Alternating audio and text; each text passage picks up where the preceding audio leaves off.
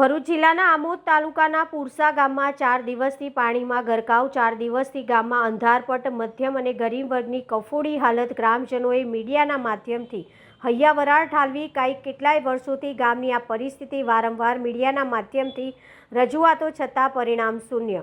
તંત્ર અને રાજકીય નેતાઓના પેટનું પાણી હાલતું નથી। દર ચોમાસે 2 દિવસ વરસાદ પડે એટલે રોડ પર પાણી આવવાથી ગ્રામજનોને તાલુકા મથકે આવવામાં પારાવાર મુશ્કેલીનો સામનો કરવો પડે છે।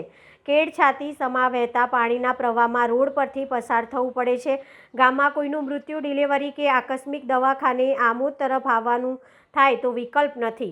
હાલમાં 4 દિવસથી વરસતા અનાધાર વરસાદથી 4 દિવસથી ગામમાં વીજળી ડૂલ છે। ગામમાં આગેવાનો અને યુવાનો જાતે વીજળીના પોલ ઊભા કરી જાતે વીજળીના પોલ પર ચડી ગામમાંથી અંધકાર દૂર થાય તે માટેના પ્રયત્ન કરી રહ્યા છે। આમોદ ડીજીવીસીએલના એક પણ કર્મચારી ગ્રામજનો દ્વારા રજૂઆત કરવામાં આવેલ છતાં પણ ગામ તરફ જોવા આવ્યા નથી એવું ગ્રામજનો જણાવી રહ્યા છે। રાજકીય નેતાઓ અને પ્રશાસન દ્વારા પુરસાથી આમોદનો રોડ મંજૂર થયો છે। પુરસાથી જંબુસર તરફ મહાપુરા સાઈડ પણ બ્રિજ મંજૂર થયો છે એવા ઠાલા વચનો આપવામાં આવી ગામની ભોળી જનતાને ઉલ્લુ બનાવવામાં આવે છે। 2 દિવસ પહેલા પુરસા ગામમાંથી એક બહેનને પ્રસૂતિ પીડા ઉપડતા ગ્રામજનો દ્વારા રેસ્ક્યુ કરી ટ્રેક્ટરમાં આમોદ લાવવામાં આવ્યા હતા।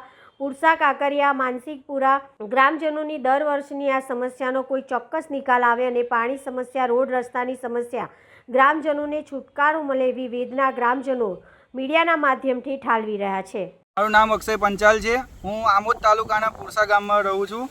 હવે અમારે છેલ્લા ઘણા વર્ષોથી એક તકલીફ રહે છે વધુમાં વધુ કે આ જે આમોદથી પુરસા ગામને જોડતો રસ્તો છે ત્યાં એક નોર્મલી વરસાદ પડી જાય તો પણ ત્યાં છાતી પાણી ભરાઈ જાય છે।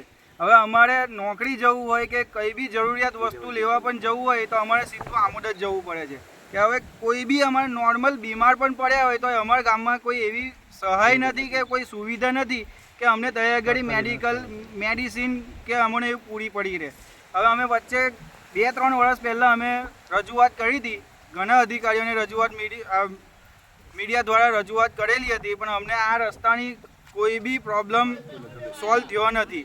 હવે બીજો વિકલ્પ એ છે કે અત્યારે અમારા ગામની અંદર મૃત્યુ પામ્યું હોય, કોઈ બીમાર હોય, કોઈ ડિલિવરી કેસ હોય તો બી એને લાવવા જવા માટે કોઈ સુવિધા ઉપલબ્ધ નથી। ત્રીજી વાત એ કે અત્યારે આટલું બધું પાણી ભરાવા છતાં કોઈ બી સેફટી કે કોઈ બી રેસ્ક્યુ ટીમ કે કોઈ બી નગરપાલિકાની ટીમ જોવા નથી આવી કે કોઈ બી અધિકારી અમારા ગામની અંદર જોવા નથી આવ્યા।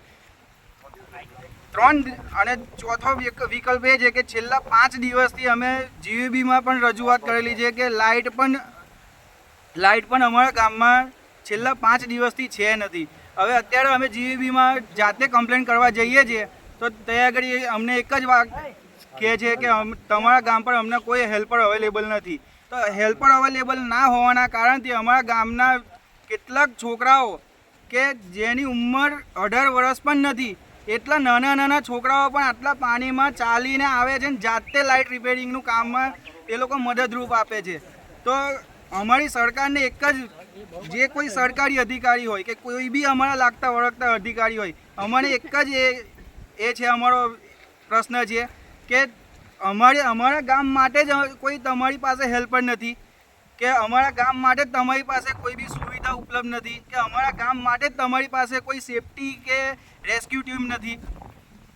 અમને ખાલી એક જ પ્રશ્ન છે કે તમને અમને આટલો ખાલી પ્રશ્ન સોલ્વ કરી આપો।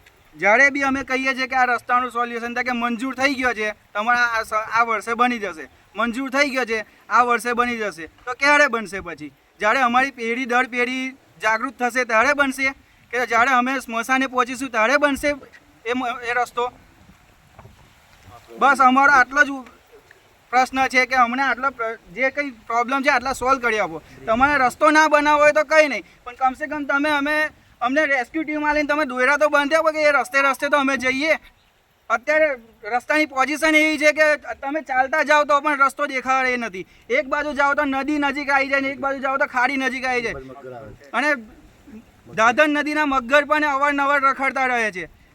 તો કમસે કમ તમે અમને અહીંથી કે 2-2.5 કિલોમીટરના દોયરા તો બોધ્યા હોય, દોયરે અમે ચાલતા તો જઈ શકીએ।